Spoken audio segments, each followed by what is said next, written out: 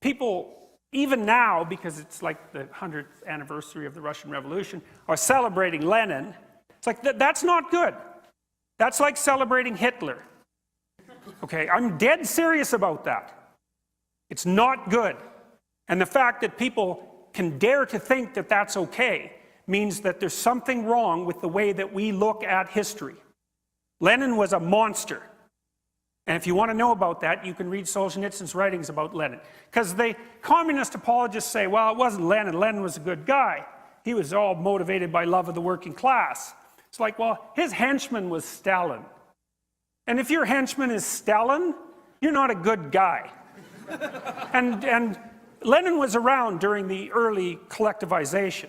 And if you read what he wrote, you'll find out that he was perfectly willing to have any number of people die as long as his ideological system could be brought into being. So there's no celebrating Lenin. There's no we're cool, young, Marxist, hip revolutionaries, and he's our idol. It's like, there's none of that. Not if you know anything. Not if you're decent. Well, there was the death of the kulaks, I told you about that. There was the Ukrainian famine, that's 6 million gone there. There was the rise of the Gulag state because it turned out that Russia, the Soviet Union, couldn't run on the principles that it had laid down as sacrosanct. They just didn't work, so you had to enslave everybody and run your economy as a slave state, essentially. And try not to kill the people in the gulags so fast that you can't suck some productive labor out of them. There's the death of tens of millions of people. We don't even know. The estimates range from 15 to 60 million. And like, we won't get too picky about the numbers because after the first 10 million, you kind of made your point. And the fact that we don't know between 15 and 60 is actually an indication of the horror of it. Because our count is off by tens of millions. And that's only within the last century.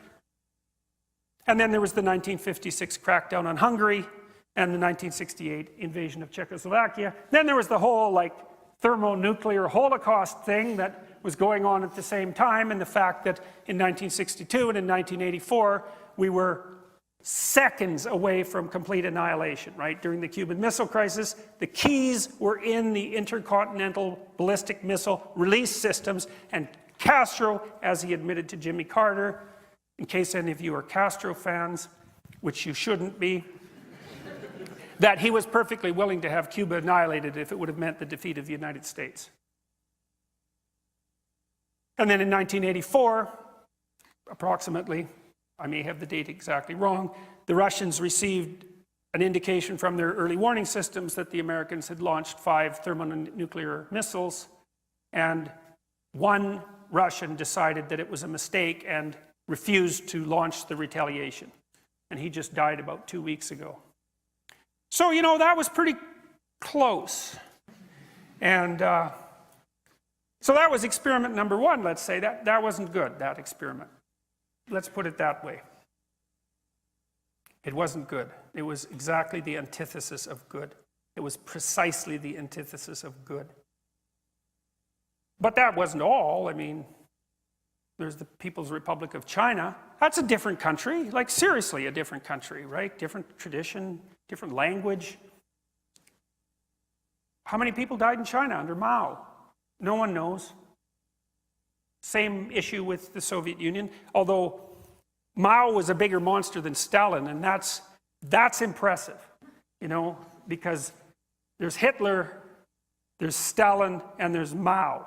And of the 3, Mao was probably the worst. He's still revered in China. Maybe that accounts for their affinity for North Korea, which could still destroy us all, the remnants of that horrible state. Maybe 100 million people died in China during the Great Leap Forward. That's a hell of a leap forward. Well, maybe it wasn't 100 million, you know, maybe it was only 40 million. But as I said before, when you're counting in the tens of millions, your point's already made. And then there was Cambodia and the killing fields, and Bulgaria and East Germany and Romania and the Democratic People's Republic of Korea, that's North Korea, and Vietnam and Ethiopia, Hungary, etc., etc., etc. It was never a successful communist state. Cuba, I suppose, came closest, but it was radically... the Soviets poured money into Cuba, so that doesn't really count. So then the first question was, well, are these Marxists motivated by love or hatred? Well, is it love or hatred that produces 100 million dead people? And is that enough evidence or not? And if it's not enough evidence, if you think to yourself, well, that's not enough evidence, it was never really given its a proper try. It's like, well, what would have been a proper try? See, I always think when I hear someone say that, I know what you think.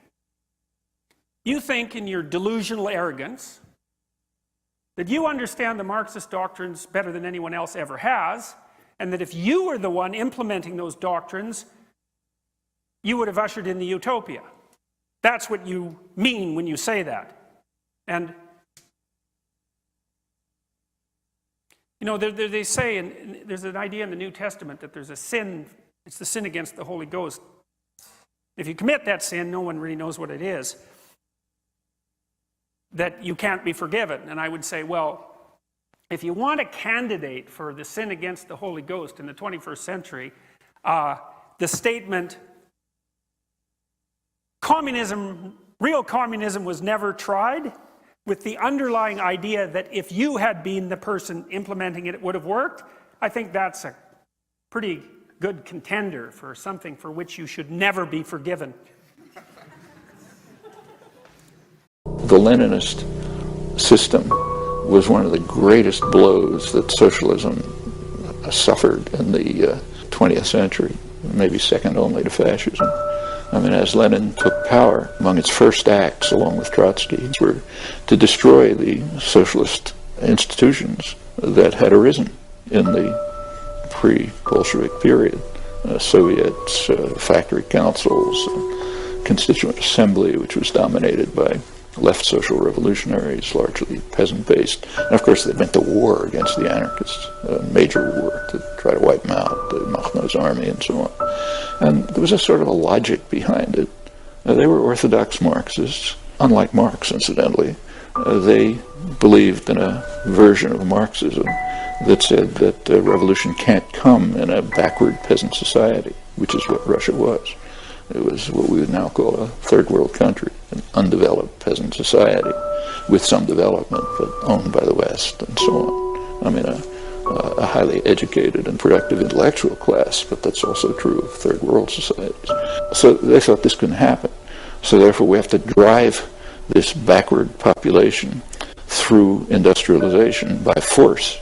And then later on, by the iron laws of history and so on and so forth, will come to socialism. Of course, it's all nonsense, but so they essentially laid the basis for a totalitarian system with an ideological doctrine behind it. When the Soviet Union collapsed, I actually wrote an article saying this is a victory for socialism, small victory for socialism.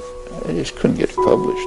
Nobody knew what I was talking about. The world's two major propaganda systems, the West and the Soviet Union, they both determined to use the word socialism to refer to the totalitarian system of the Soviet Union.